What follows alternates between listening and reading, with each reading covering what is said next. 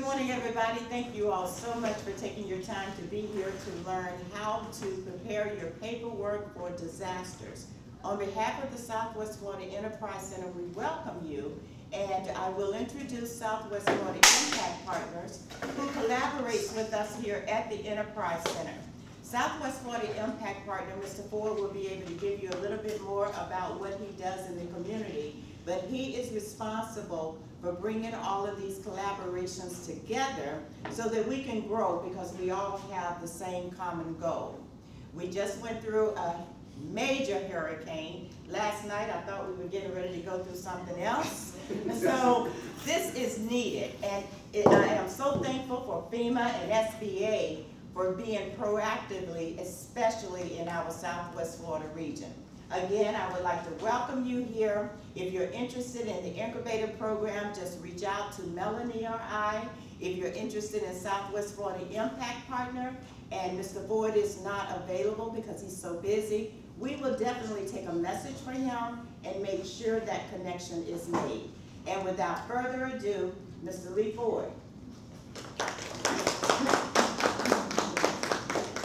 Okay, now, I follow Jesus. I know what that means sometimes. You know, they brought him in with palms and palm fronds and a donkey, and everybody hallelujah and praised him, and then 3 days later they were crucified him. So I didn't want y'all to know now, y'all know, but thank you anyway. First of all, I want to welcome the ones that's here for coming. I know we should have some more coming. They called me already today saying they were coming, so it'll be good. But I want to welcome FEMA and SBA for being here today. It's very important that for those few of you that are here now, ask Angel. Because the meeting is officially started, I'm slacking off a little bit on you. But these people should not leave this room without them meeting you, shaking your hand, you giving them your business card, you getting their business card, because the connection with them is very important to you as a business owner. They are a resource for you. The only reason they're here is to make sure that you get the information you need to connect with them to get the resources from you. They're not successful if they ain't getting no money in the street. Y'all get evaluated once a year, once every 5 years, y'all government people, so I don't know how y'all do it, but their success is measured on what they are able to engage in the community with businesses. And you're those people. Don't leave here without it. I'm leaving, that's why I'm getting all this out now, because usually I come in, do what I have to be at the airport. I got, most of you know my business at the airport. I got supposed to be there by noon. Yeah, right. So, don't leave without connecting with them. And this guy's been in the front acting like you don't know nothing and looking in this iPad right here. Don't let that fool you. Get him too. Okay? I want you to make sure you do that. Thank you very much, and welcome again. Thank you. Thank you. It's on you. Yes, take it away.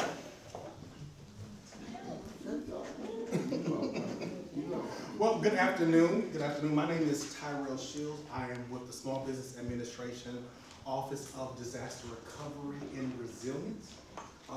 And so welcome. We're going to do a couple of things today. I'm going to do a presentation on how to be paperwork prepared. This presentation actually comes from one of our research partners, the SBDC here in Southwest Florida. And they couldn't be here with us today, but they gave us permission to do it. And so this is one of our tangential colleagues' presentation. Her name is Elizabeth. And you'll see her contact information at the end of this presentation. But before I do that, I want to bring up another one of our resource partners in collaboration, and that is Mr. John Ritchie with FEMA Mitigation. And he's going to just come and talk about the mitigation process, some things that you have in place with that. And then I'll come back, and then once I'm done, my colleague Jeff Powell will come and we'll also do a presentation very SBA specific about documentation. So I'm going to do a conversation about business continuity, and then Jeff is going to piggyback about some specific documents for the SBA process. Mr. John Ritchie is going to come now and talk to us about mitigation. So John, it's on you.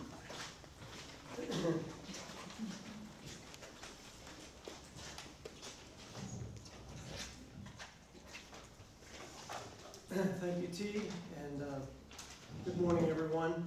Good morning. Thanks to SBA for graciously inviting us to their events. I've just got some general advice and information to share with you about getting prepared for the next one. 3 words you need to consider. Are you ready? That's the concern. As a matter of fact, that's so important that FEMA has a 36-page publication dedicated just to that. You can get it online, you can download a free copy, you can have a copy mailed to you if you go to ready.gov. All right, so 3 key points to consider. You need to know your risks, you need to make a plan, and you need to be able to take action. It can be as simple as just having an emergency plan, a family plan, where you're going to meet, what you're going to bring, how to communicate, making sure you have food, supplies, first aid, batteries, water, generator, battery operated radio. Do you plan to shelter in place? Do you plan to evacuate? Where will you go? When do you plan to leave? Do you have a full tank of gas? Do you have a pet? Can you take the pet where you're going? Do you need prescription medications? Any family members that might have mobility issues? These are things you need to think about well in advance of an event. Many disasters happen with little or no warning, hence the terminology flash flood. Another thing is if your local community issues an evacuation order, there's a really good reason behind that. If you choose not to, when the community decides it's not safe to be there, you pose a danger to yourself and emergency service personnel. If in the midst of a terrible event, you need to call 911, providing there's electricity and phone lines. Most of the emergency services, people can't get to you until the storm passes or it's safe to do so. So think about that. We have, on every disaster, we have people that choose not to, and unfortunately, suffer the consequences of that. But I want to talk to you a little bit about the word mitigation. You hear that a lot. What is that? What do I have to do about that? Well, mitigation is an action. It's any action that you take to prevent the loss of life or the damage to property now or in the future. Just having a plan for your family, that's a mitigative action. That's something to put together in advance. Having insurance is a mitigative action, both on your property and especially flood insurance. Why? Because your regular property insurance will not cover damage to your property due to a flood. We live in an underinsured nation. There are just under 5 million national flood insurance policies in the nation. 2.9 million of those are here in Florida. Why? Well, we're almost an island. People say all the time, I don't need flood insurance because I don't live in a flood zone. Well, I'm here to tell you, everyone lives in a flood zone, period. It's just low, medium, or high risk. Case in point, 52% of the flood claims that were filed in Hurricane Harvey in August of 2017 were in the lowest flood zone on the flood map. Some people had 10 feet of water in their home. With no flood insurance, that's a difficult situation to be in, to be able to recover. The average grant from individual assistance is somewhere between $3,000 and $6,000. It's really hard to put your home back together with that. Mortgage companies will tell you if flood insurance is required. There's a big difference between requirement and need. If you live in a medium to high risk area and have a federally backed mortgage, you will be required to purchase and maintain flood insurance. Besides that, it's a really good idea. And that's what most fail to realize. You want to be protected from not only your physical losses, but your financial losses. And there's no better way to do that than having the right kind of insurance. Another thing about flood insurance is it doesn't take a presidential disaster declaration for you to use that. It's active 365 days a year. Unlike most of the other government programs, which do require a declaration for you to take advantage of that. One of the greatest resources that we offer is through the Small Business Administration. Low interest loans to put your property back together, but they have to be repaid. So everyone's heard the definition of insanity, doing the same thing over and over again, expecting a different result. When your property gets damaged from a disaster, there are some situations where local compliance laws will dictate how you can put that property back together. But in general, if you put it back exactly the way it was, guess what happens the next time the storm comes to town? Or one more severe than the one that we just went through.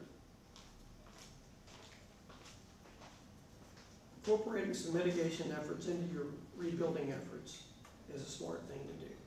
Not having any damage or not going through the trauma the next time is clearly a better path. Mitigation ranges from simple things that you can do, like install flood vents in your home. You can elevate your machinery and your equipment, your water heater, your air conditioning, your breaker box, things of that nature. To major things like elevating your entire structure. You can use more resilient, waterproof materials during your rebuilding. Decks, staircases, porches that are made out of wood can be replaced with composite materials that are fabulous and impervious to water. Just something to think about.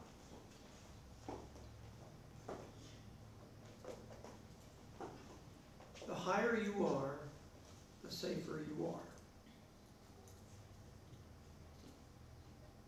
Elevating your structure above the anticipated flood levels will lower your flood insurance premium.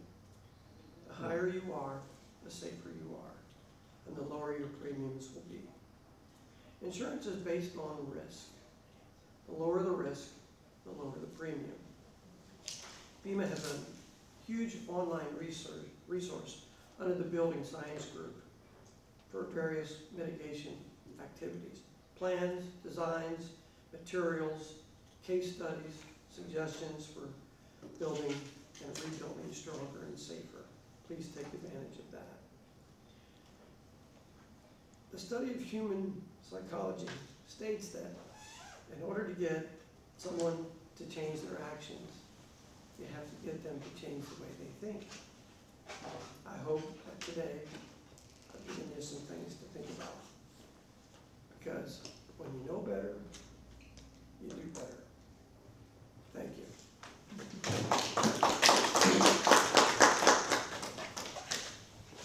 Thank you, John.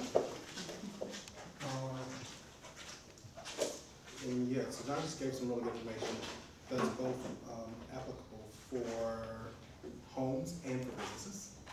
One of the things that he mentioned, and I recently just saw the commercial for it, I thought, oh, this is cool, is ready.gov. So if you haven't been to that site, I'll say it again, go check it out. It gives you some options for preparing just disaster plans.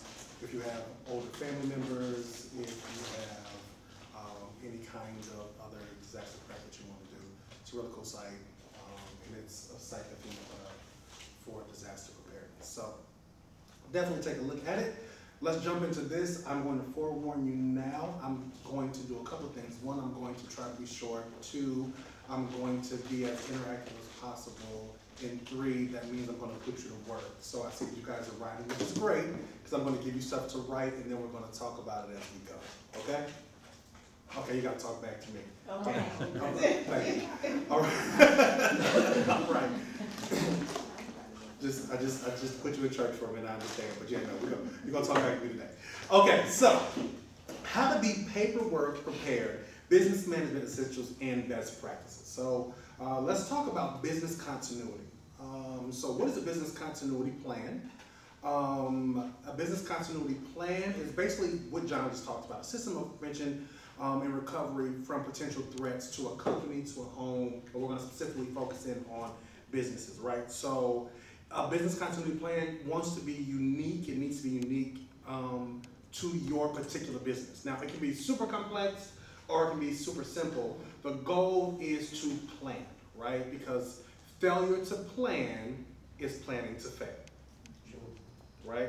So the goal is have a plan in place, have something in place. It doesn't have to be this elaborate thing, but it can be. It can be very elaborate and very detailed. And so we'll work through that today. Only about 30% of U.S. businesses have a business continuity plan.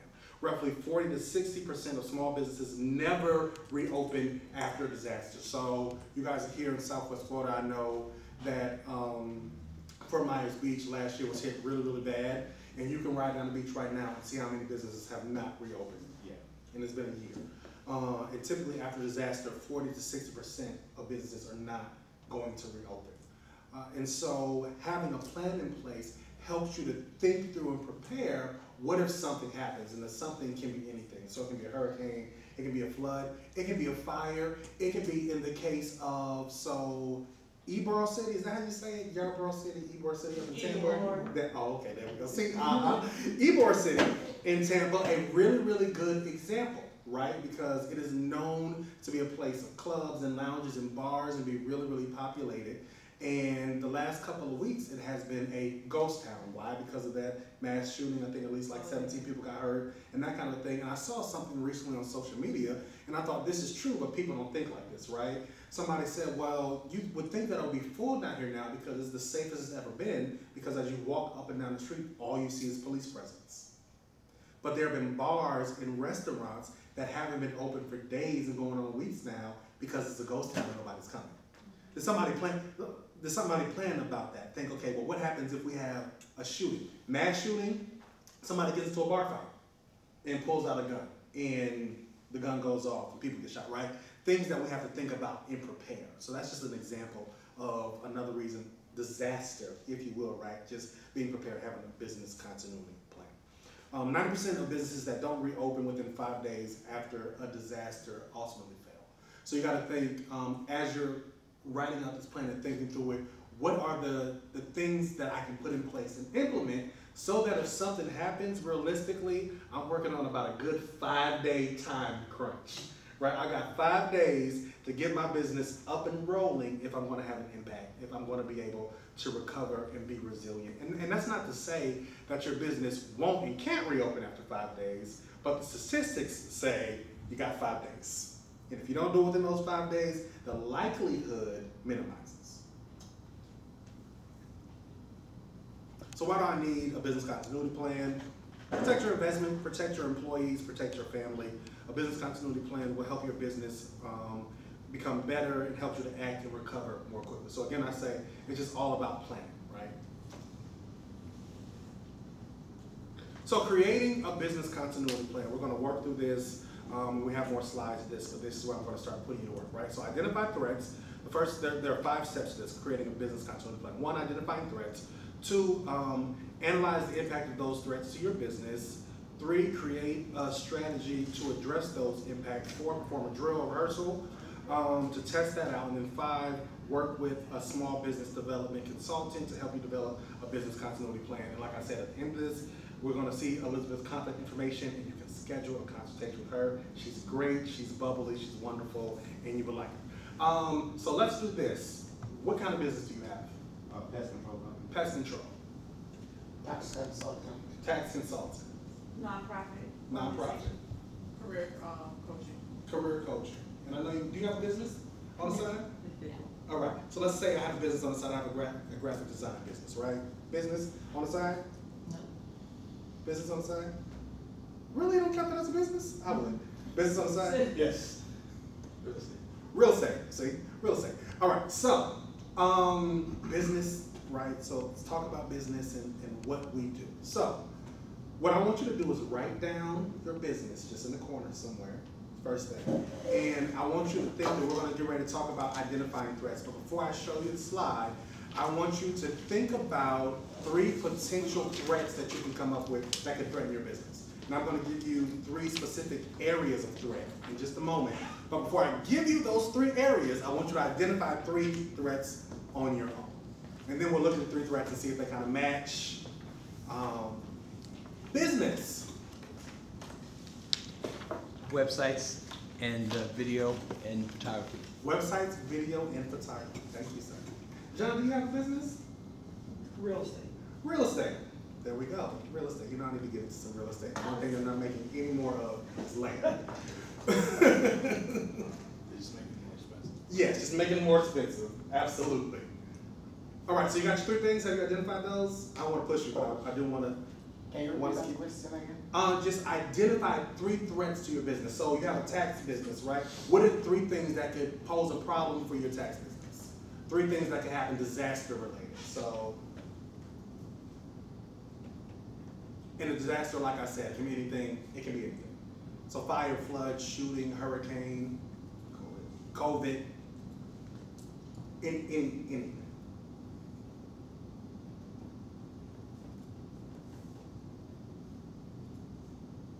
All right. So while you're doing that, we're going to go to our next slide, which is identifying threats. So let's talk about the 3 threats that we have up here. So catastrophic threats, disruptive threats, and strategic threats. So catastrophic, natural disasters, fire, death of owner, environmental disasters. Who has heard of, and I've learned this through my colleague Jeff over the last couple of months. I think it's really cool. I've met an insurance consultant and talked about that as well. Who knows anything about a key man policy? Nobody. I take that back. Yeah, I've heard about it here. Okay, what is it? It's like if one of the owners or something like that died in the company, it'll pay off their portion of what they own in the company or something like that. You've got there's a piece of that. It'll help to pay and sustain the company and keep the company going. You can have it transferred into somebody else's name and then they can become.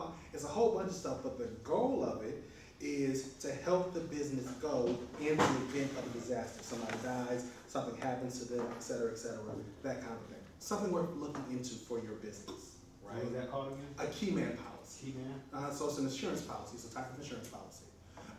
And I suggest anybody who desires for their business to go longer than them, right? So some people start a business because it's a hobby. Some people start a business because they want to start a business, but some people start a nonprofit because they want to affect the community and want to see it live, whether they are here around, move out of the state, out of the country, something happens to them, they pass away. I want my business to keep going. Something like this is great for something to look into.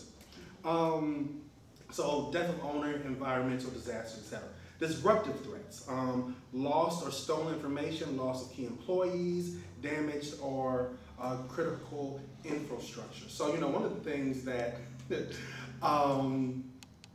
people don't necessarily think about is, as business owners, a lot of times, if we do have employees, people that we're working on or working with, especially as small businesses, right, we sometimes rely heavily on other people, right? But what if you and that person fall out? Or what if something happens to them?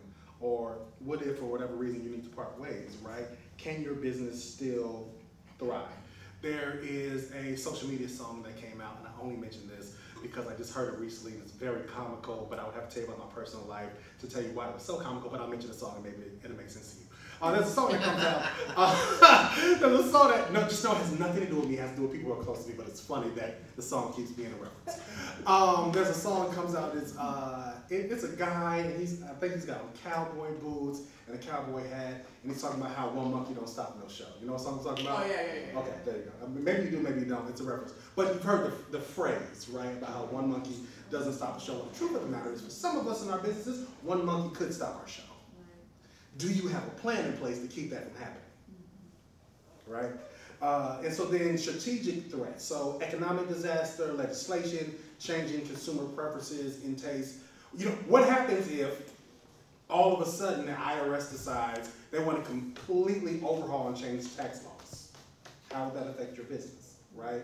What happens if they change just how nonprofits do business, or have to not or do pay taxes, right? Just a variation of things that we have to think about. Great. So I had you write down 3 things that could be a threat for your business. Everybody just give me one, please.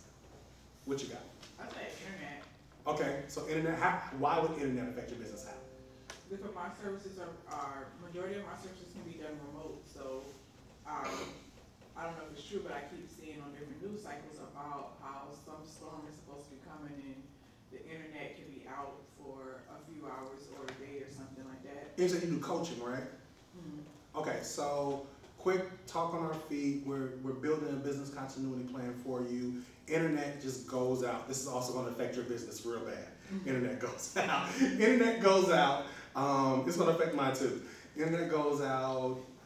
I have to think about how I can bounce back from it, but I immediately see how you can. How can you switch up what you do? What's something that you can put in place as a plan if the internet goes out, but you're doing coaching services? They would just have to be done just virtual, I mean not virtual, but face to face. Absolutely, right? But it's important to write that kind of stuff down, because in the crunch, we're not even thinking about that, right? Oh my God, what am I gonna do? The internet goes down, and half of my clients are in California. So does that mean I need to get on? Like, do I, in my mind, if the majority of the money that I'm making is in LA, but I live in Fort Myers, do I have a plan in place that says, okay, I may have to do a switch right now and do some stuff in person, so maybe I need to hop on a plane for a little while, and I have a little nest egg saved up, because where all my money is at is in LA. So maybe I need to physically be in LA for a little while, right? Just thought, okay, what you got? One thing. For instance, like due to COVID, a few years ago, like my individual donors, they were unable to work, so they couldn't fund my business organization. You know, donate. Basically, so that would be a big So what would be a fix to that? having some funds reserved Okay. Okay. Having some funds reserved. Absolutely. to continue on with my events. Get you somebody that's got a really lot of money and just Yeah. get you a good endowment. Yeah. You know, just don't worry about it. What you got? I put, if something happened and it was a war or something and gas was no gas, or gas is $10 a gallon. Okay. What's the fix? I guess, stockpile gas or have electric vehicles reserved, I guess, something like that. Both of those things. And or, you know, maybe diesel fuel, right? Diesel fuel. Yeah. Diesel fuel, I had somebody recently tell me that they had a car and they fueled their car with corn oil. So that's some of the cleanest emissions ever, and just got around and literally could go to the store, buy corn oil, put it in the car, and keep it pushing. What you got, sir? I put mass layoff or a disaster, Okay. because if I'm working a particular industry and for whatever reason folks are there, it will affect me, but I would have to counteract also to understand what's happening to the taxpayers now and how can I benefit them now, you know, from the base, because of the base of the loss. For instance, if you say you were one of my customers with business and you got 10 clients, you have 10 employees. How do you take care of yourself, and how do you take care of your employee and keep your employees so they don't wander? So I would have to look and see now, how does the law help you? How does the law help me? And possibly you get paid either from my taxes or I pay you separately, right?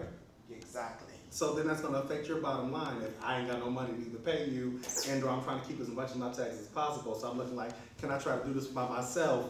Because me giving you $1,000 off my taxes versus me trying to do it myself and keep it, absolutely. Okay.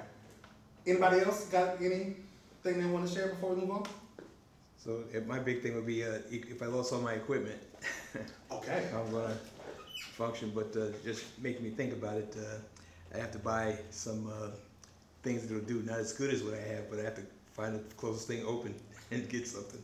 Okay, yeah, so just having some backup equipment, some stuff on reserve to say, okay, maybe I have some stuff I keep in the warehouse and I just test it every 3 months to make sure that it's good, keep a battery charged somewhere, that kind of stuff like that, in the event of I can still operate. Okay, absolutely.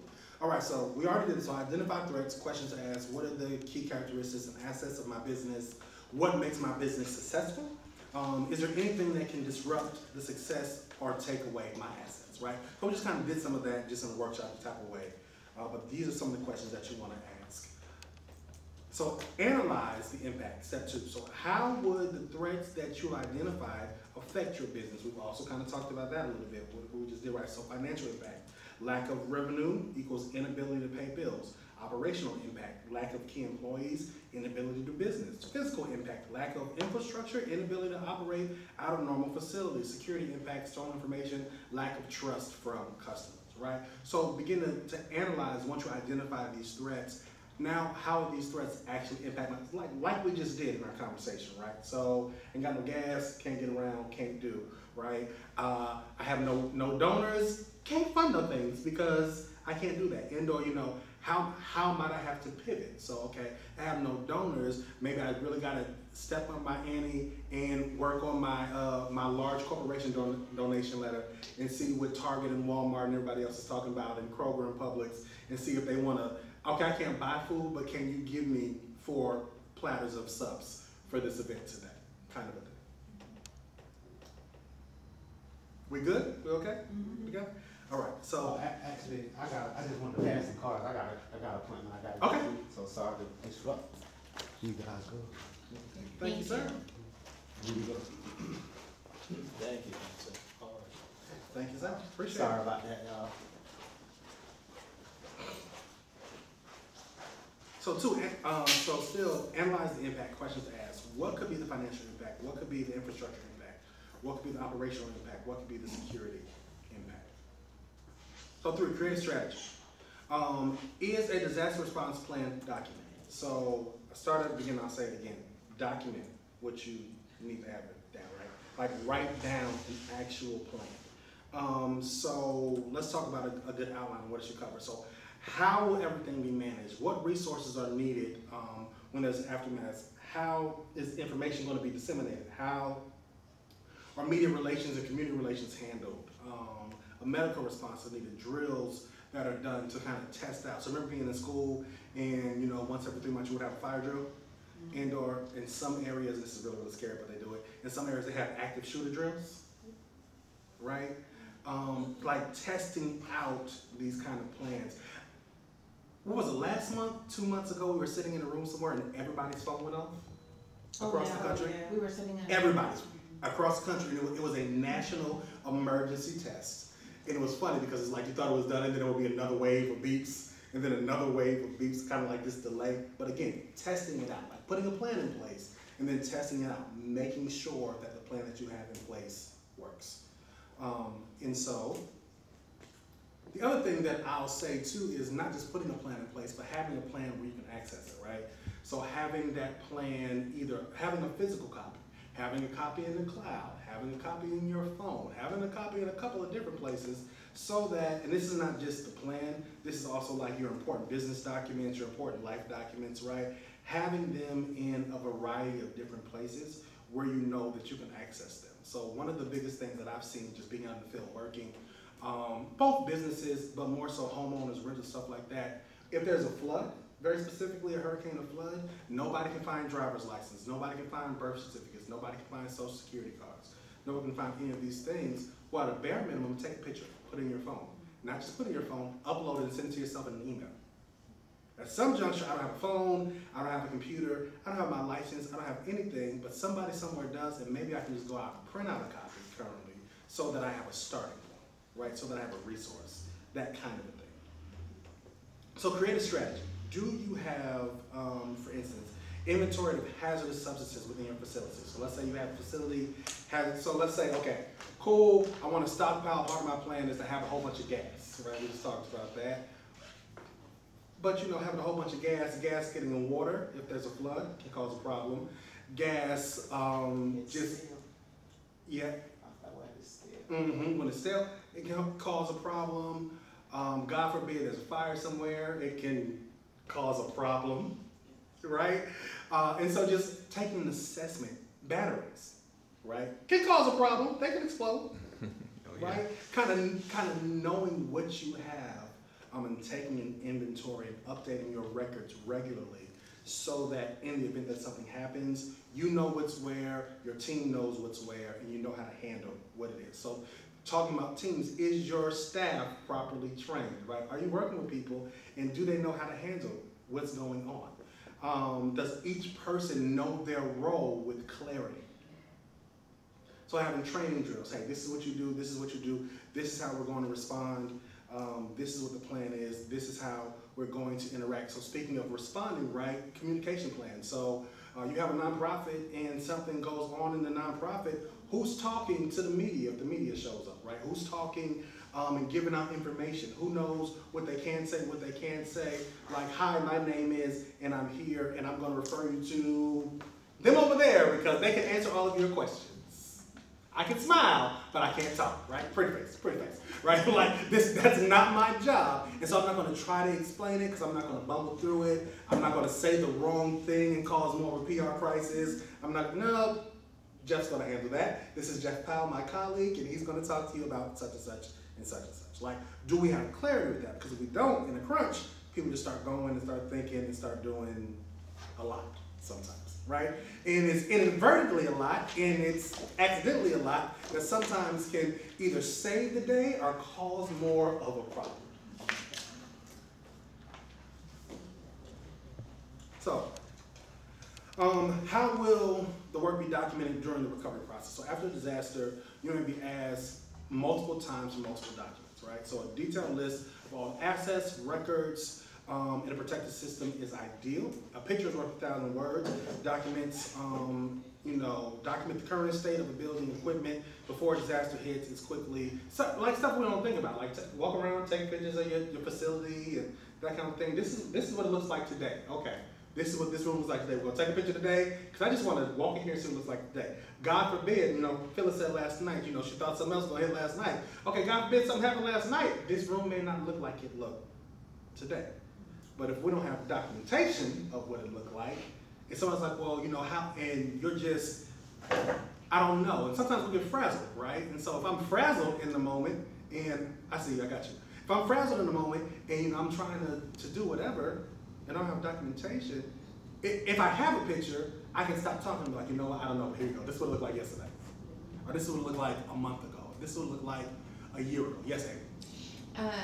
Piggybacking on what you just said, one of the other things that you may want to do is get the serial numbers for all of your equipment, because even though you may have a picture, when you file a claim with the insurance company, they're going to be like, well, how much is that, or how much would it be if you're not going to get 100% of what you paid for it. So if you were to sell it, how much would it be? So if you don't have a serial number, they can't look it up, they can't verify it, and you're going to take a huge loss on the items that you want to replace. So again, thank you, Amy, for that. So again, I say, a business continuity plan can be as robust or as minimal as you want it to be, but I would always suggest the more the detailed, the better, right, to this point. Who's thinking about serial numbers? But to that point, even if there's not a disaster, if you walk into your house and your TV goes on the fritz and the TV company has given you a 3-year warranty, do you still have your receipt somewhere? A picture. I'll take a picture, but I'll throw the receipt away, right? Do you know where the serial number is on the back of your TV? Because they're gonna ask you. They're gonna ask you for that. And they're willing to send you a whole new TV or send a tech to the house to get it fixed for you. But if you can't get them that, they can't do nothing for you. And now you're frustrated. Well, I paid for it, and I did such and such, but I don't have the information that you're asking for. Again, planning ahead. Planning ahead. So do we have backups for essential personnel, right? So even if you don't bring somebody else on a team right now, do you have somebody in mind? Have you had a conversation in mind about a plan in place? Kind of like what godparents used to be, or people put, in their will, like, hey, if something ever happened to me, my kids come and live with you. Some of y'all would not send your kids to their godparents. No, they're your godparents, but you're not going to live with them. You're going to go to your auntie's house. You can't go live with your godmother. I don't know what I was thinking 10 years ago when I did that. Right? No, I'm joking. Right? So, but do you have somebody in mind and in place who can step up to the plate in case something happens to somebody who's essential personnel for you? Are they trained? Do they know what the position is? Can they just kind of jump in and go, right? Because sometimes that causes for an issue too, because what happens when something happens to somebody and now you're trying to take on everything and this stuff is dropping to the floor because you're overwhelmed. So financial impact, thinking about that, you stop making money, but you still need to meet fixed operation costs, business restart costs. You need to find a temporary funding source to get business operational again as soon as possible, right? So insurance, business interruption insurance, key person insurance, I already talked about that, cyber insurance, general liability insurance, just kind of looking at insurances. I know that insurances always kind of seem expensive, and it's also like, hey, what do I need this for? Well, you don't need it until you do, right? It's kind of one of those necessary evil things that's like, okay, you know, like car insurance. I don't need car insurance until I need car insurance. And it's like, do you get full coverage or you get liability? Well, if you paid off your car and you like the value of your car, you might want to hold on to that full coverage, although it's cheaper to have the liability. Because the liability is going to pay somebody else, but that full coverage is going to get you the value of your car. If it gets totaled out, you can't drive it, right? So, create a strategy. So, what resources are available to help me recover from disaster impacts of my business? What are some of the practical and realistic ways to profit from the effects of a disaster? How can I incorporate my employees into my business continuity plan? After creating a business continuity plan, collect all the important documents, share with relevant stakeholders, put the plan on the cloud, have it on a USB drive or any other drive that you can back up those kind of documents. Collect your important documents. In addition to having a business continuity plan, you should have a binder and an online folder that contains important business information. So 2 years of business tax returns, 2 years of personal tax returns, employee documents, business license, permits, inspections. So all the stuff that we talked about, right, here's just a good list. I will make sure that you all, we have a sign-in sheet, right? Does that sign-in sheet have emails on it? Okay, great. I'll make sure that you all have this presentation. So we'll email it out. But you know, so this list of documents, right? That way, again, if something happens, bam, I can just go to the cloud, I can go to the hard drive, I can go to my phone, and I can pull up what I need to kind of make it happen. It also just helps you if there's not an emergency that happens, you just happen to be in the store and you need your nonprofit certificate, you can just go to your folder and be like, here you go, do you need me to print this for you? Because it's right here. I have it, instead of, no, I thought I had a copy, I have no idea where it's at.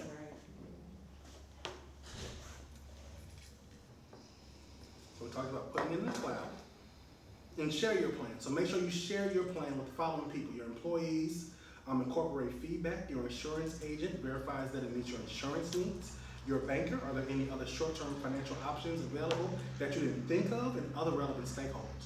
So once you create a plan, have a conversation with some key relevant people, right, that can impact your organization, and make sure that it's thorough, it's efficient, and that you've thought through all the things that you needed to think. So after a crisis, a strategy to reopening, how would things be different? Were you prepared and what can you do differently? Capitalize on new ways, adjust products or services, change your business model, target a new audience, and or maybe you got to start a business, right? So what's here, I'll say it like this: have a plan to pivot, right? Don't be so stuck in your ways that you can't pivot, right? Pivoting is one of the greatest things in the world. Because it's like, okay, well, I can still be going forward. I just may need to shift direction or jump over this way or kind of move over a little bit. So have a plan to pivot. That's what all of this is saying. Questions, comments, thoughts, funny jokes. And it looks like you got one brewing.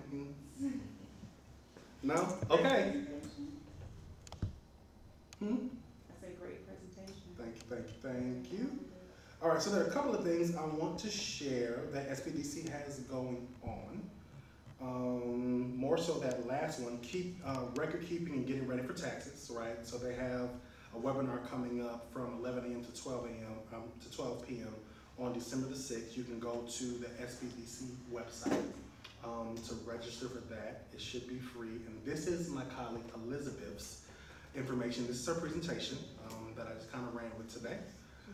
And that is her information. Like I said, I'm going to email this to everyone, but I would encourage you all to reach out to SBDC, just schedule a consultation with them. It's free, and just kind of talk about your business. They can kind of say, okay, this is really great business, it's strong, or have you consider these things to help strengthen your business, no matter what it is. It's definitely worth having a conversation with them. They are phenomenal individuals, and they can definitely help you to get your business to the next level. Well, that's all that I have. And I'm going to turn us over to my colleague, Jeff, who is going to come and talk to us about all things related to SBA. So you going to use your computer, Jeff? Yes, I can. Maybe we can take a little break. Yeah, so let's take a 10-minute break, stretch our legs. We'll come back at, so 10 minutes. Let's come back 12:30, right? Is that, so rather get some more food, have a conversation, do a little bit of networking, and then 12:30, Jeff will start and kick us off with the next portion of our session. I feel like Grandma White. Right. Walk by, touch his screens. Folks, I'm going to get started. Is everybody okay? Yes.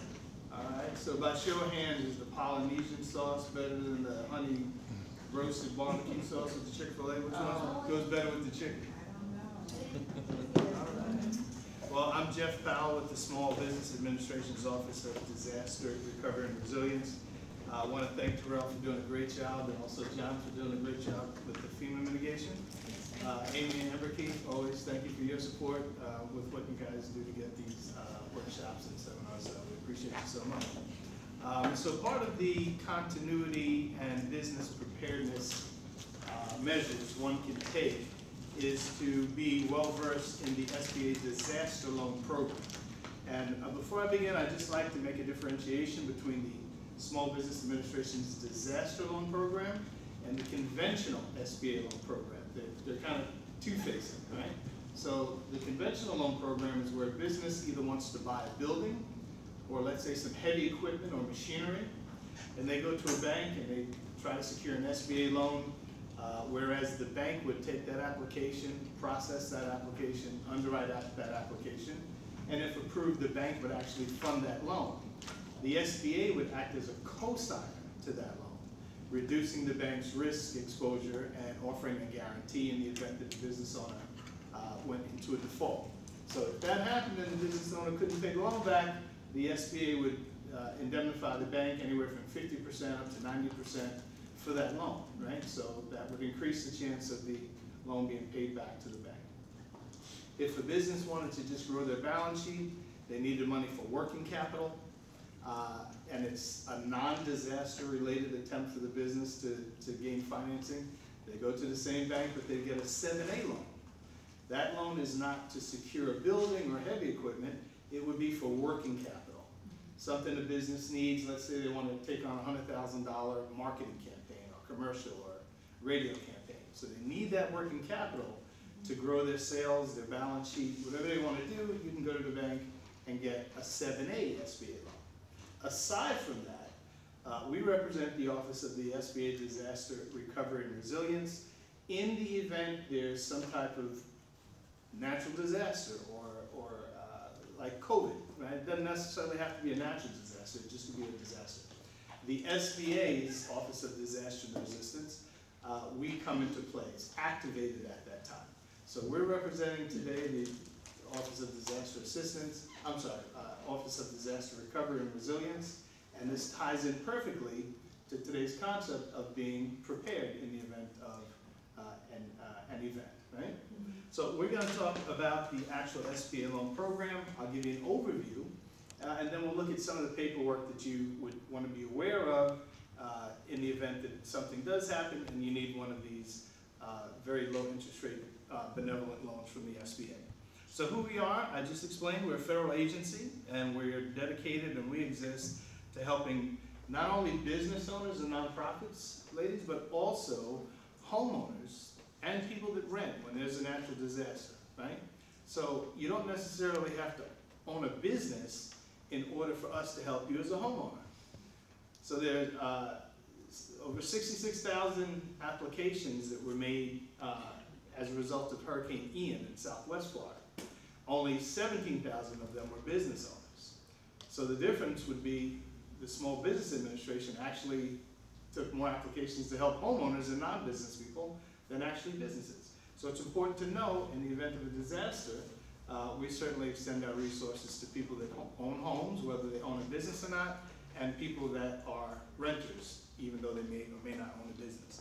The objective of today is to illuminate some of the items necessary so as to prepare you guys for, okay, what am I going to do it and how am I going to do it in the event of a disaster? So one of the main, I guess, avenues to business continuity is to understand the disaster loan program. Referring back to Hurricane Ian, as it hit Southwest Florida, I come to you by way of Long Island, New York. I'm deployed here, and I've been here in Florida ever since October of last year. So we arrived here because of Hurricane Ian, but we're still here because even though the initial response to Hurricane Ian is over, we've got some boots on the ground and we've got some extended resources as an agency because we want to touch as much of Florida as we can to do workshops and seminars like this to disseminate this critical information to help business owners be prepared for what we hope will not be the next big one. But we do live in Florida, or I live in New York, you guys live in Florida. So we know it's going to be hot and we know there's always a hurricane threat. So your time here today is well spent and I'm happy to be before you. So moving on, the SBA program, you should know as a business owner that it is kind of the gateway to other avenues or resources. In other words, as a homeowner or a renter, if you suffer losses or affected by a natural disaster, you'd go to FEMA, you'd register with FEMA, and they're going to extend you as much help as they can. But part of FEMA's process is to see if you qualify for help from the SBA first. If you can qualify for one of our very low interest rate loans, then the SBA will help you as a homeowner, as a renter. If you unfortunately find that the SBA can't offer you a loan to help you recover, we refer you back to FEMA so FEMA can help you further in the form of grant assistance. However, as a business owner, if you make an application for your business loan with the SBA, that would be the only federal resource available to help you with funding for your business in the event of a disaster. So as a business owner, you can go to FEMA and they will help you, but there's no resources allocated to actually help your business. And the irony is you're getting help, but the way you earn money and provide for yourself and your family, there's no help. So there's kind of a paradox there. So that's why the SBA and FEMA kind of work together in conjunction and collaborate so we can take care of people and we can take care of what feeds people, and that's the small businesses in a certain area. So if in the event that your business eventually makes an application with the SBA and for some reason we're not able to offer a loan to that business, there are other avenues and other agencies that will take a look at you and see what they can do for you since the SBA was not able to offer you a loan. So the SBA, we like to see, is a gateway to the other loan programs. And let's talk a little bit about the loans. Give you a little overview. The disaster loans, as I mentioned, they're made available when there is a declaration. It could be a presidential declaration, which is a grand scale or broad scale type of natural disaster, such as Hurricane Ian or Nicole, or if there's a local smaller scale type of disaster, the agency itself doesn't need Washington, D.C. to give us allocated or resources. We can just make a declaration and say, wow, that huge condominium had a fire, those homeowners need help, they're business owners that live there, and so the president, and Congress doesn't need to allocate funds for that, but we as an agency will send resources there and do everything we can to help people. So whether it's a presidential or an agency declaration, we like to show up and do what we can. So the disaster loans are made available, and here's the concept, to underinsured or uninsured parties. So let's take a homeowner as an example, right? You have $100,000 worth of damage to your home, but your insurance company is only covering you for $50,000. If If you have the money in the bank, good for you, God bless you, and Godspeed to your recovery. If you don't, you can call Jeff Powell, Long Island, New York, and I probably won't have $50,000 to lend you either. Or you can say, all right, I remember I went to that seminar, the SBA is available, I need to get connected with them because they can help me as a homeowner. As a business owner, there's something called business continuation insurance. There's the key person insurance, that's a separate rider. Then there's business continuation insurance, that's a separate rider. Key person insurance, as you eloquently mentioned earlier, and my colleague did a great job of explaining, is if a key person in your organization, maybe a top producer or an executive or a manager, meets a demise and expires and the department is no longer available to contribute greatly to the organization, that causes an economic impact. You can put in literally a claim for that person's production and get compensated for what you lost in the event of that person's untimely death or illness. Business continuation is a little different. Let's say I'm a pizzeria and my restaurant burns down and it takes 4 months, 5 months for me to rebuild and get my pizzeria going again. Well, I was smart enough and I had the knowledge to call my commercial lines insurance provider. I do have a business continuation rider, and that rider enables me or entitles me to get compensated from my insurance company what my monthly gross was prior to the actual fire.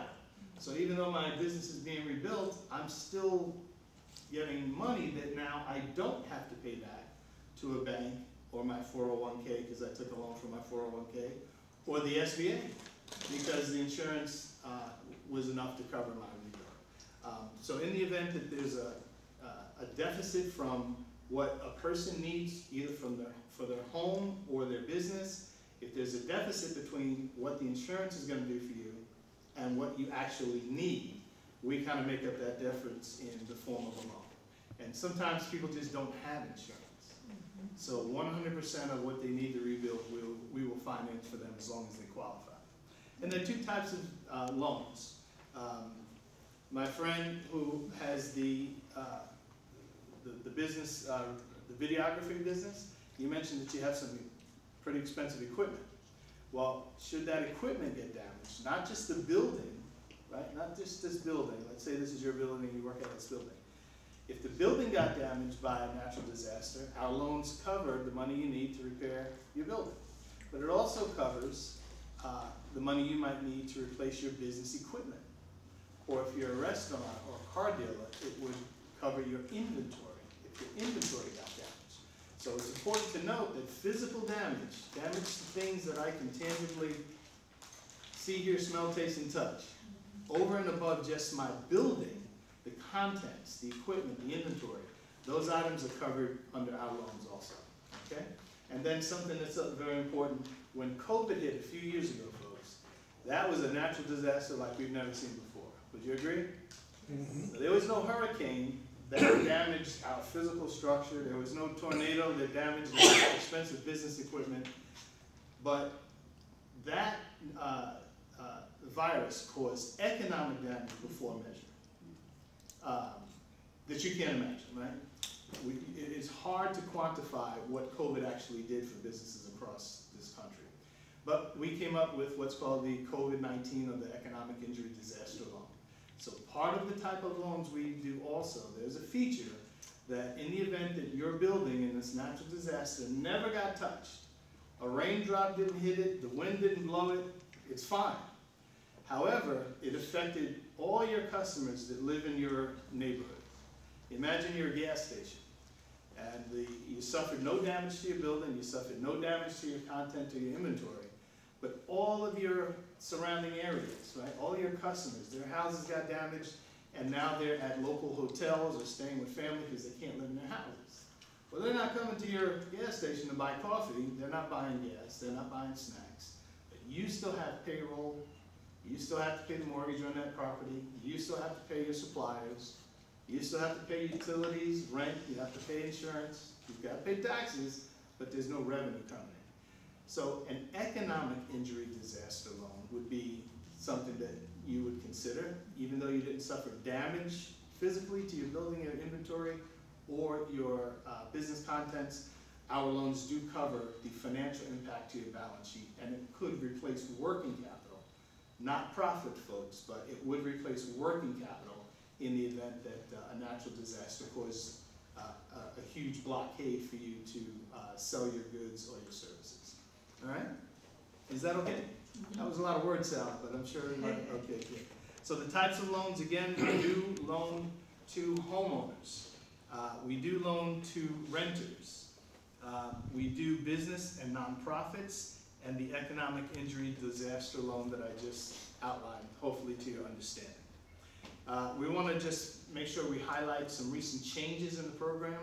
I see you writing, young lady, so this would be a good idea to take down a few notes. Okay. For the homeowners, we used to lend a maximum of $200,000. There is now a 2.5 times multiplier to that loan limit. It is now $500,000. And for the contents in a homeowner's home or to a renter who's putting in an application to replace their personal property, it used to be $40,000, but as of July 31st, it has now been multiplied 2.5 times. We can lend $100,000 for personal property, whether you're a renter or a homeowner.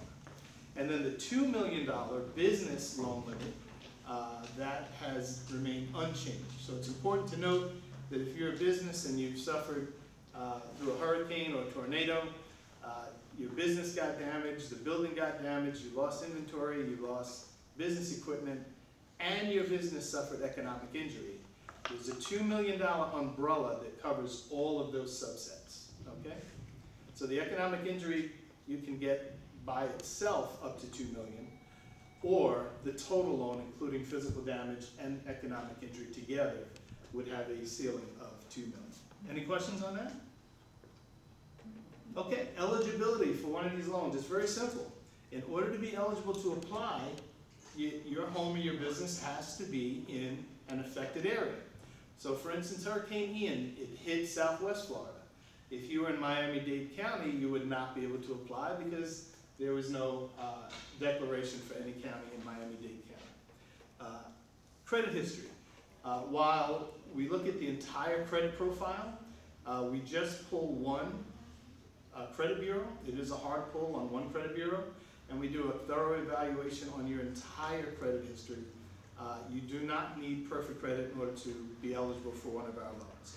And then we do some measure of determining your ability to repay the loan. We would not want to put a loan onto a person or a business and that loan create a hardship for that business or that person. So we do have a methodology to determine if the loan is going to be a burden or hardship. All right, and there's 3 very easy steps to apply.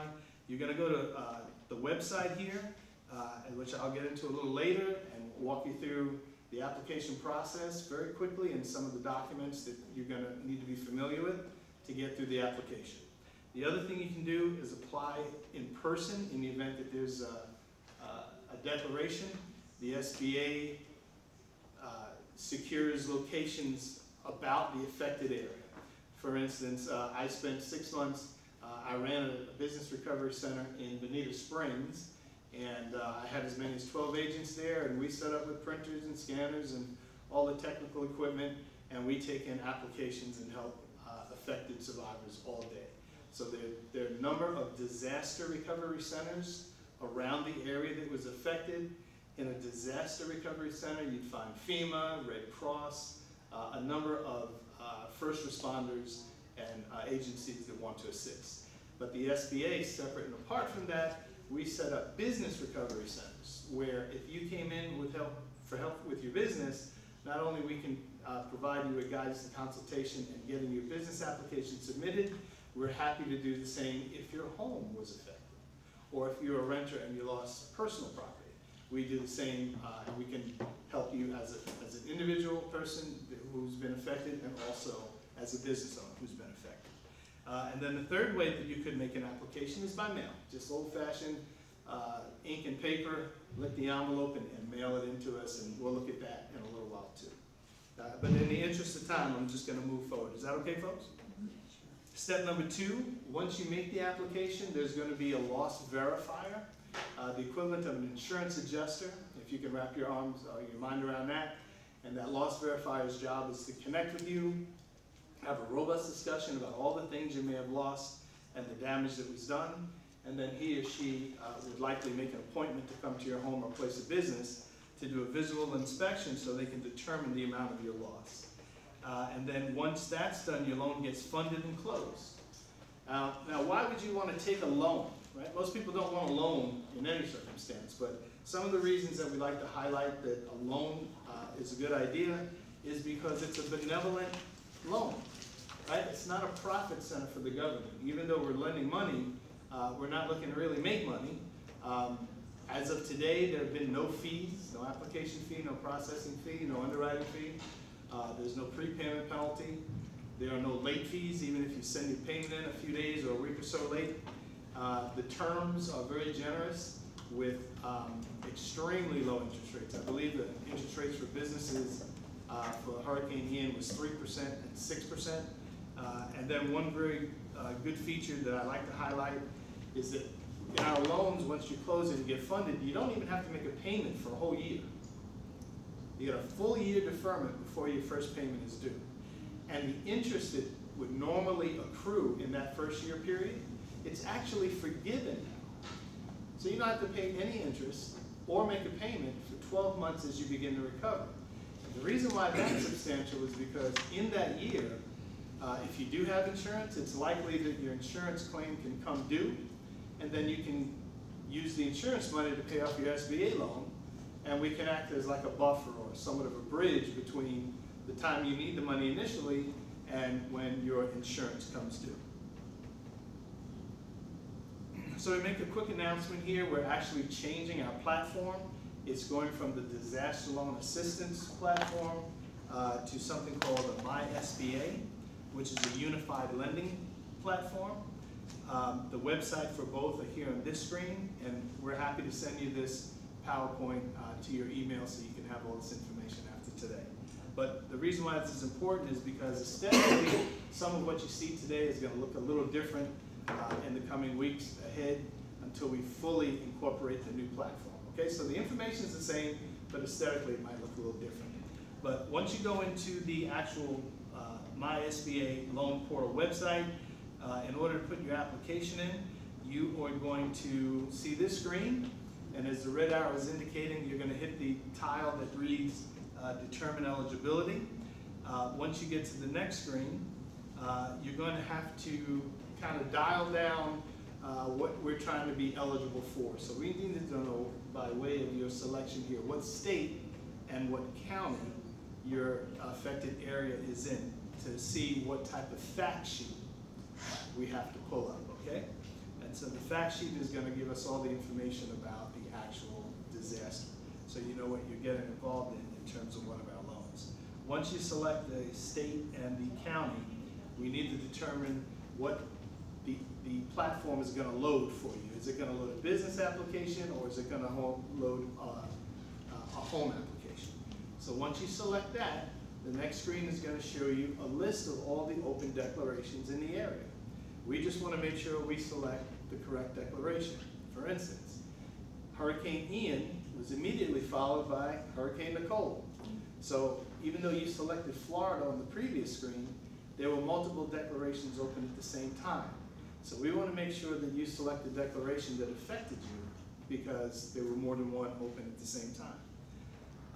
And once you select the correct declaration, it generates a fact sheet for that declaration.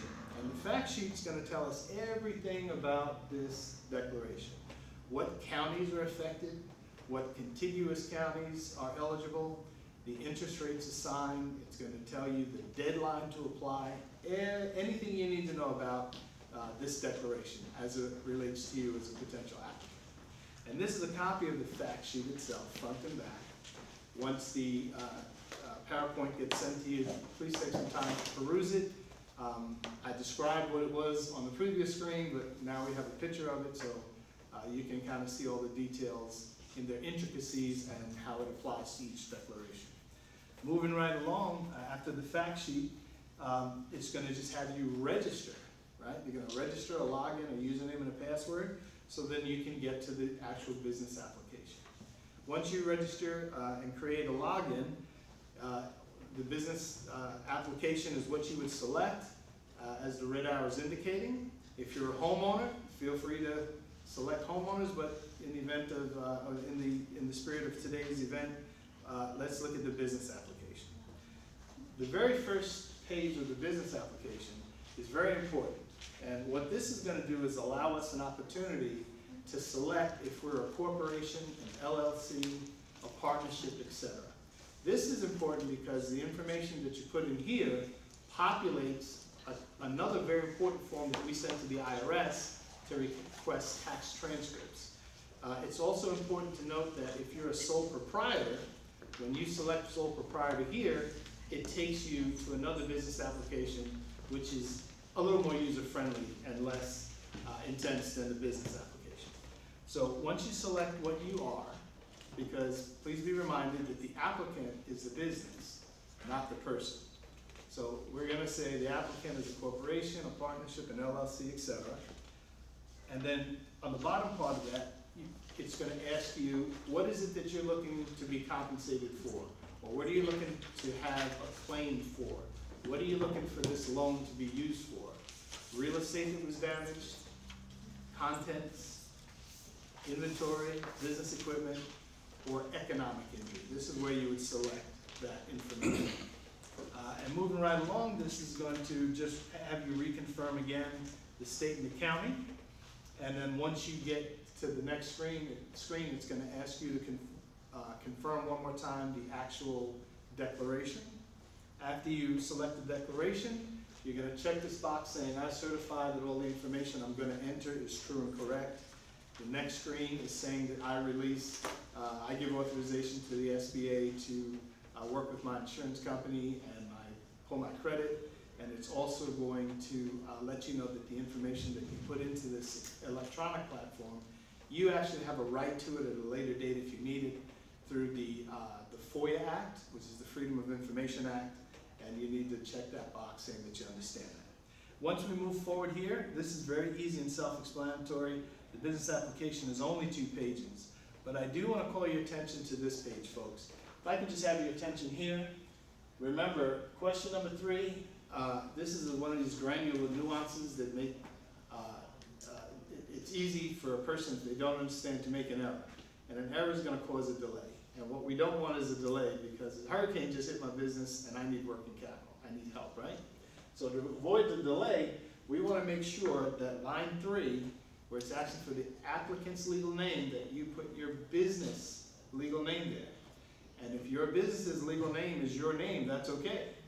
But if it's Jeff Powell's Hot Dog Stand Incorporated or Jeff Powell LLC, this is where or Terrell, right? I'm Handsome Guy LLC. This is what he's going to put, his business legal name, right? If he has a DBA or a trade name, I'm Handsome Guy Incorporated, but I go by Hot Guy, Hot Guy on the weekends, right? I mean, just take a look at it. Hot Guy on the weekends goes here, DBA. Okay, folks? So the applicant is the business, not the person. So we want to make sure the applicant's legal name is the business's legal name. And commensurate with that, it's asking for a federal tax ID number, not a social security number. So we don't want to put the business's legal name and then a social security, because that doesn't pair, right? It's going to be a business's legal name and then the EIN if you're a partnership or a corporation, either a subchapter S or a C Corp. The other thing I can tell you here, which makes a lot of sense, to point out to you, if there are more than 1 locations that your business has had damage to it. I remember there was one business that I dealt with where she was a party planner, and she had so much equipment, props and balloons and furniture and all this stuff she used to set up her events. She had some of it in a storage unit on one side of town and another stored in a storage unit on the other side of town. So both areas were affected, and she suffered damage in her inventory in both areas. So add another damaged property, right? So the damaged property goes here, but if there's more than 1, here you go. Just click that tab and you can add as many locations as you can. For someone that owns real estate, I own 2 or 3 properties around town. They all got affected or damaged by the hurricane, that's where I'm gonna add those other properties. Page 2, something I wanna point out here, folks, if you can follow me, this is where the individual owner's information goes, page 2. All right, so this is where we're gonna put Jeff Powell, not Jeff Powell's hot dog stand, and then my social security number is gonna go here, and very important, I'm gonna click this down arrow, and I'm going to put my title, President, CEO, or Vice President, or whatever I am. Anybody that owns 20% or more of the business needs to go on this application. And what we do here is we click this box, add another individual owner, so I can put my partner's information in. Make sense? All right. So what if my business is owned by another business? What if my business is a subsidiary of another business? Then there's a business entity that owns my business, not an individual. So we're gonna need that business's legal name of my parent company. We're gonna need that business's EIN number. And then we're gonna need to capture how much of my business does that other business own. And if there's more than one business that has conglomerated together and they own my business, I need to add each business that owns part of my business here. Does that make sense? Okay. Just a few things I want to point out that's very important that business owners tend to miss. Okay. A series of questions, folks. Has any of the owners filed bankruptcy? Have any of the owners ever defaulted on a federally insured loan in the past? You know, just normal. You know, is there any current adjudication going on? Anything like that? Most times the answers are no, but if there is a yes answer, then a sub box opens up and you just got to type in a little description of the circumstances there.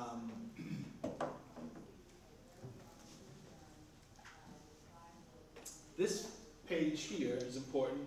There's a small box, which is actually line 22, and some businesses find this helpful because they use this context to explain to the loan officer maybe some unique or special circumstances that they want the loan officer to know. For instance, let's say last year I was a sole proprietor, and 3 or 6 months before the hurricane hit, I became a corporation. So when the taxes are, the tax transcripts are requested by the SBA, the IRS doesn't yet have federal tax returns for your new business. But you've been in business for a while, but your new corporation is new, the business isn't. So this is an area where you just want to type, okay, I've been in business as a sole proprietor, filing 1040s with a Schedule C for the last 5 or 6 years, and I recently initiated a corporation with a new federal tax ID number. So don't look for corporate tax returns, they don't yet exist. So that's important to note that there is a section to communicate to the loan officer or the underwriter who's going to look at your file and make a determination. Anything that you might want to share with him or her. All right, so that form that I talked about, the 4506C form, this is just a copy of it. This form has caused more problems in the lives of business owners when they're trying to get a federal loan from the SBA for help because of a disaster. And the real reason is a few things get missed, and I'll just point them out. Folks, call your attention right here to this little box that you otherwise wouldn't notice unless I pointed out. It's called the signatory box. You have to check that box. If it's not checked, the IRS won't release your information. The other thing, line 4, previous address.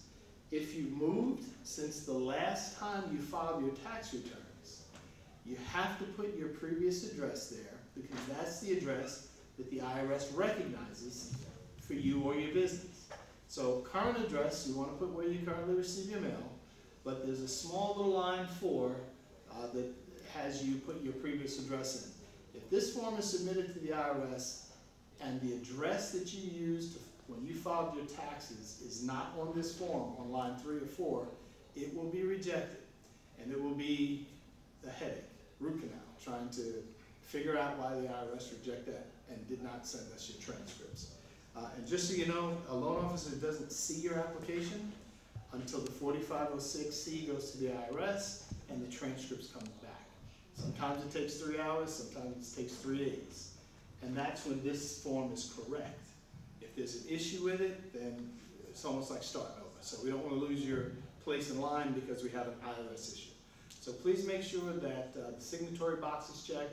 Please make sure that the address is on this form, and it's the same one that you used when you filed your taxes last.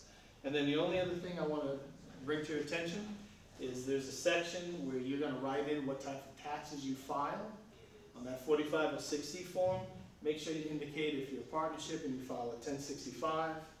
If you're a corporation, then you file an 1120. If you're a subchapter S, then it's 1120S. If it's a sole proprietor, then it would be a 1040. The paper application, folks, if in the event that for some reason you can't make it to one of our recovery centers, or you yourself do not have capacity to submit an electronic application, you can call our customer service number and we'll mail you a paper application, right? And you just fill out that application by hand the old-fashioned way. This is just what it looks like. It's actually the paper version of what we just went through, which was the electronic version. Same questions, it's just a paper version. And as you can see, the application is only 2.5 pages. So it's not cumbersome and it's not arduous. So the first page of the business application just collects basic information about the business and the owner, as we discussed before. And the second page talks about the damaged property, your insurance information, and it talks about the questions that you have to answer, either yes or no. One of the more important trailing documents or filing requirements for the business application is a personal financial statement. So I'd like to show it so you see what it looks like. The personal financial statement is nothing more than a net worth statement. On the left-hand side of this form, it's going to ask for a summary total of all your assets. What do you have in the bank? What do you have in your Roth IRA? What's the value of your house? What do you have at your Merrill Lynch trading account? Just a snapshot, summary total. The right side of the page asks the same of your liabilities, right? The mortgage on on your house, the balance on your car loan, your credit cards, etc. Even though this is a business application, this form is asking for your personal financial information. This form is required for everybody that owns 20% or more of the business, right? So it's a net worth statement. This statement walks you through your assets on the right, on the left, liabilities on the right, and down toward the bottom, the equation results in what is your net worth, either positive or negative. The second page of this form is an itemization of everything that you put in on the first page. So instead of just saying what's the balance of all your stock accounts, it wants you to list each stock account individually. Instead of saying I own $1 million in real estate, it wants you to list the 4 houses you own worth $250 each and the addresses. And if you have a mortgage on each, then you're going to list all 4 mortgages. So instead of just a summary total of everything as requested on the first page, the second page is asking for itemization. And that's it. Then you'd sign the third page. So the personal financial statement is not difficult or arduous at all. We just want summary totals on the first page, itemizations on the second page. And then that brings us to another very important document called the Schedule of Liabilities. And while the personal financial statement asks for a personal financial picture of the business owner or owners, remember those that own 20% or more, the Schedule of Liabilities, folks, is only asking for liabilities for the business. It's noteworthy to point out that this form is not asking for expenses. Expenses and liabilities are very different. An expense is something that you can pay with cash, or something you pay recurring monthly that you didn't finance. It's not to secure something that hits your balance sheet as a long-term asset or something that you depreciate.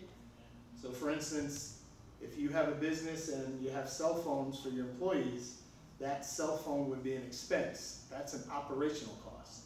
A liability is a long-term commitment that you have to pay over time because of a contract. Something that would be on your credit report. Sometimes restaurants get their inventory delivered today, but then the wholesale food company gives them 30, 60, 90 days to pay for it. That would be a liability. So the schedule of liabilities is only asking for liabilities for the business, where the personal financial statement is not asking for any liabilities for the business. There's a differentiation. If you don't have any liabilities, you just want to write, I have no liabilities, and sign that form. And one additional very important filing requirement or SBA form that may be required is what we call the 1368 form. And this is the equivalent of a year-to-date profit and loss. So the first page of it is going to give us a month-over-month look back over the last 3 years of what your gross revenues were, either real or estimated. So that left column, we're going to look at that vertically. We're going to list January to December, and then across the top column, we're going to list the years. Right? So we got the months top to bottom on the left, the years going across from left to right, and for each month in the corresponding year, you want to enter what your gross monthly revenues were, either real or estimated. Either one is acceptable. And what that does is that gives the loan officer a financial look back on what your revenues were for your business for as long as you've been in business. If you're in business only 18 months, then you can only go back 18 months. But we want to fill that out and make sure that is as accurate as you can make it. The second page to this form is important, and really this is where the butter meets the biscuit or the rubber meets the road. Take your choice. Post-hurricane, a loan officer needs to have an idea of how this hurricane, tornado, or natural disaster has affected what is your prognostication or your look forward for, let's say, a year. So on this form, you're going to say, all right, Hurricane Ian hit September of last year. I know it's going to injure me economically at least for the next year. So we're going to put right at the top from September 2022 to September 2023. Right here, from September 2022 to September 2023, that I think I'm going to earn X in net sales. I'm going to subtract what I estimate on my cost of goods sold. Cost of goods sold is exactly that. So over the next year, in your estimation of what you're going to sell, what did that inventory cost you? Not all of the inventory you bought, but only the inventory that you think you're going to sell. So if I'm a car dealer and I buy $100,000 worth of cars from my lot on November 1st, and then on the 15th, and I spent $100,000 for all those cars. On November 15th, I sold half. Then my cost of goods sold as of November 15th would be $50,000. I spent $100,000 for all of it, but I only sold half. So when someone says, Jeff, what's your cost of goods sold on the 15th? I'm going to say, well, I sold half my cars, so my cost of goods sold was half of everything that I spent for my inventory. So this form is asking for cost of goods sold.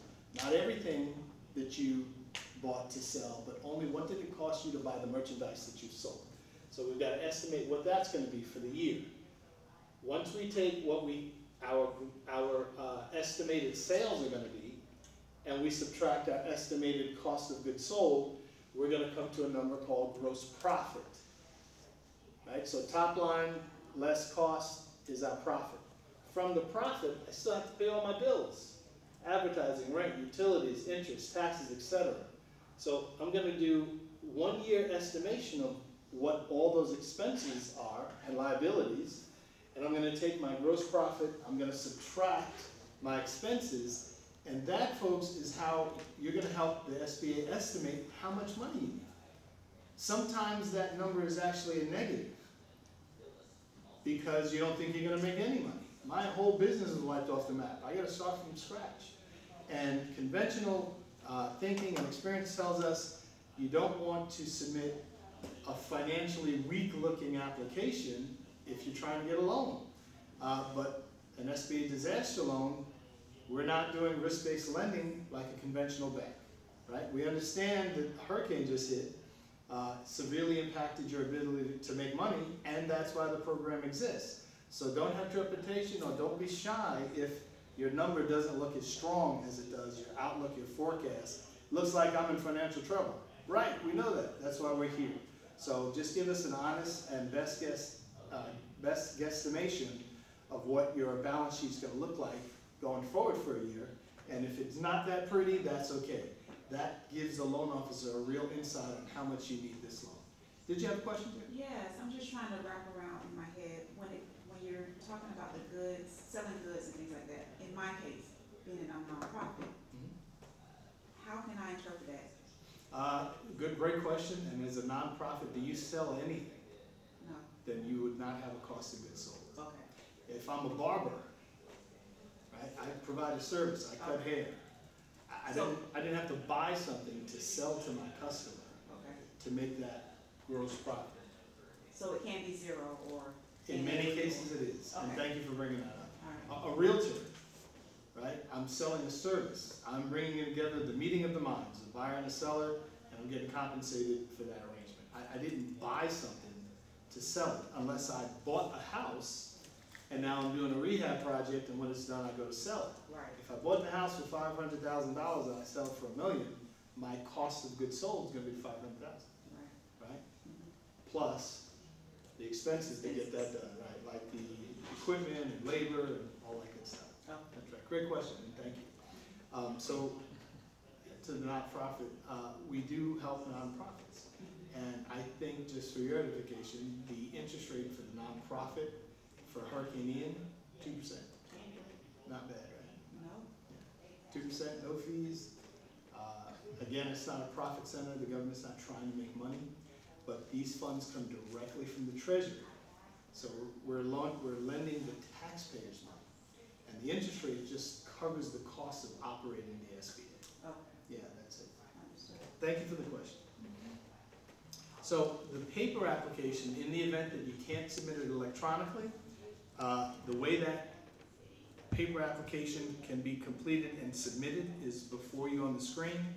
You can email it to disastercustomerservice@sba.gov after you scan it in, or stick it in a brown envelope, put a stamp on it, and the fine folks at the Processing and Disbursement Center will welcome that application and make sure it gets to a loan officer forthwith.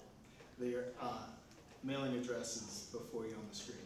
And then be reminded, I will send this presentation so you have it. All right? So I hope I've articulated our program and the application and the trailing documents to your satisfaction. Happy to take any questions, if there are any. So, you say you could do for home also. Yeah.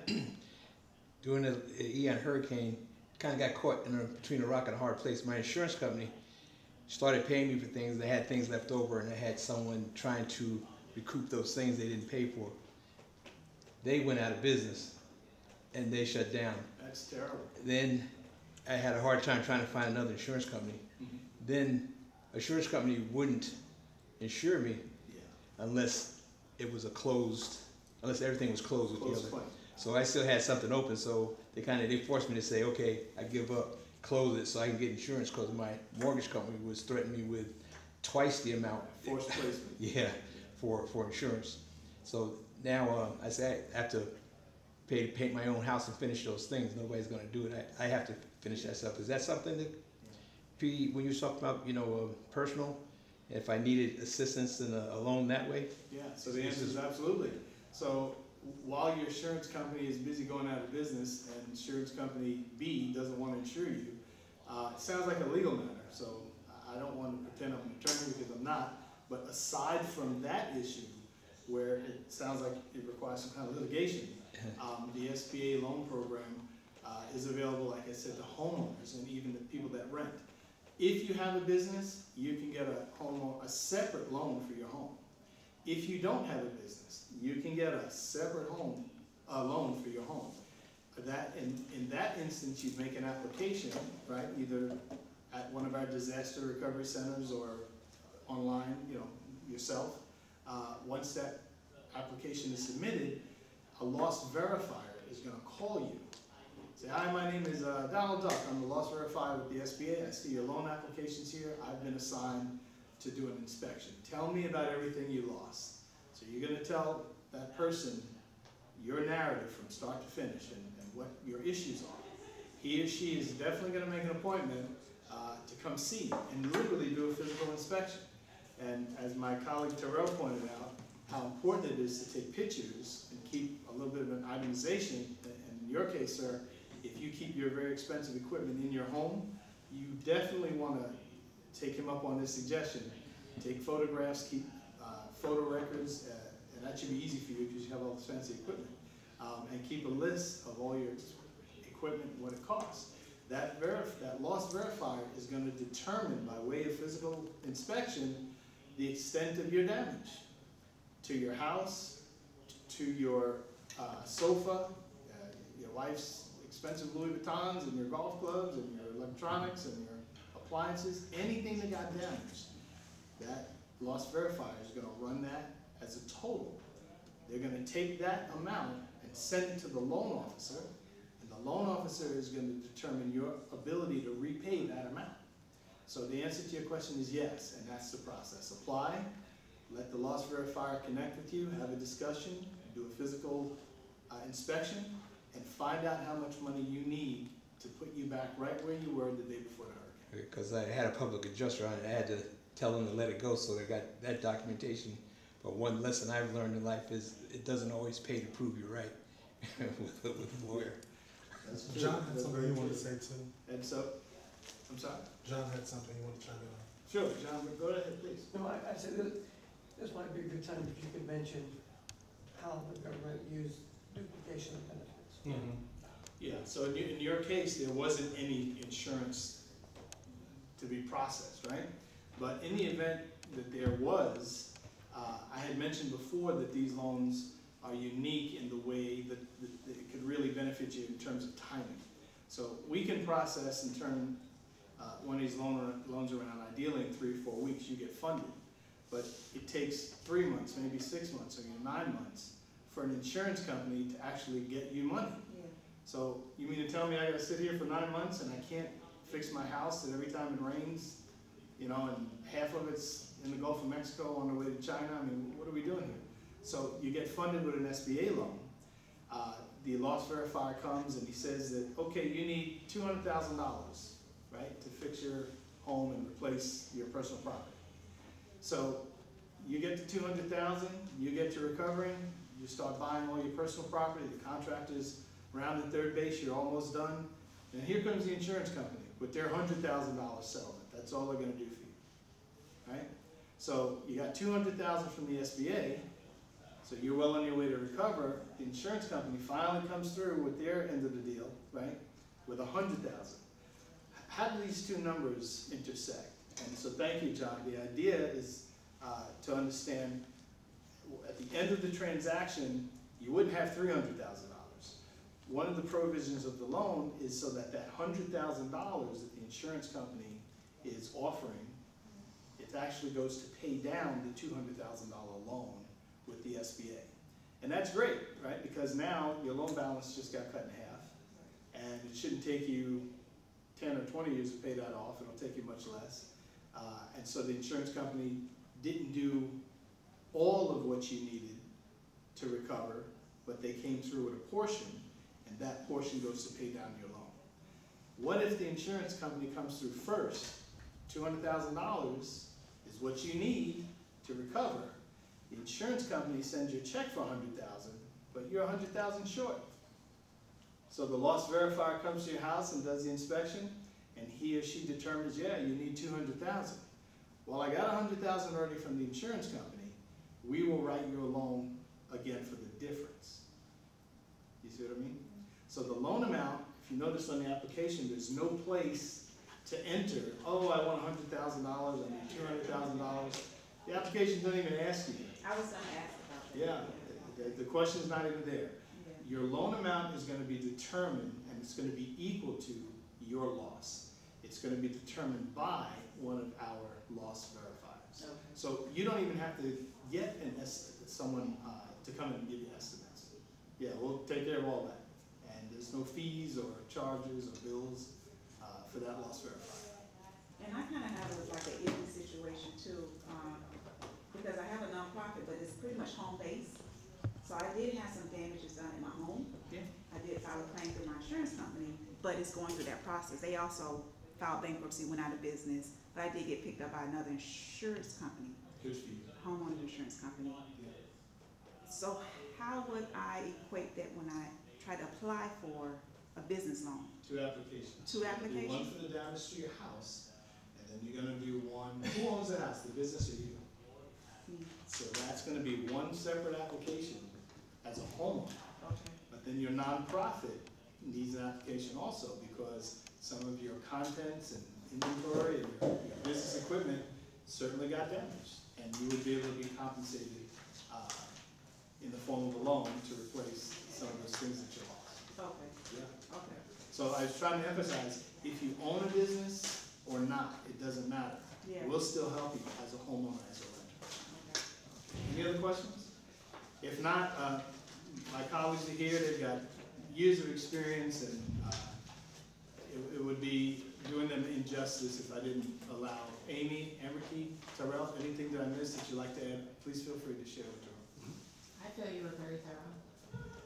Great job. Yes. I think that we're good. All right, well, with that, thank you for your time and attention. It's been my pleasure to be before you today, and Godspeed to your recovery if you were affected by the recent hurricanes. Thank you again. All right. And that concludes our session for today. Thank you for your time. Thank you.